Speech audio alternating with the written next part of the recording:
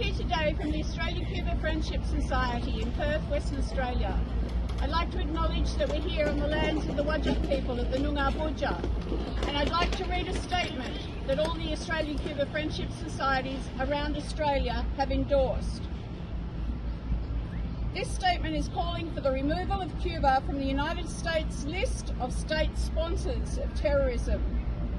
On the 15th of May 2024, the United States Secretary of State, Anthony Blinken, submitted a report to Congress listing nations that do not fully cooperate with the United States anti-terrorist efforts.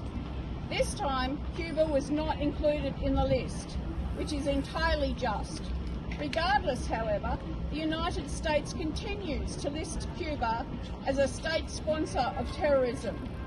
This slanderous and entirely unfounded position is used as the basis for imposing strangulating sanctions on Cuba, in addition to the longest-running economic blockade in human history. For Australian Friends of Cuba, this designation, declared under Trump and maintained under Biden, prohibits us from travelling to Cuba from the United States under the visa waiver program. It inhibits business relations with Cuba and makes financial transactions almost impossible. When considered alongside the existing blockade, this amounts to the United States barring Australians, an unrelated third party, from doing business with and providing financial and other support to Cuban friends and family, let alone more significant aid. Australia and Cuba maintain strong diplomatic relations and have done so for 3 decades. Australia does not sanction Cuba, and yet Australians are beholden to the dictates of the United States when dealing with the island.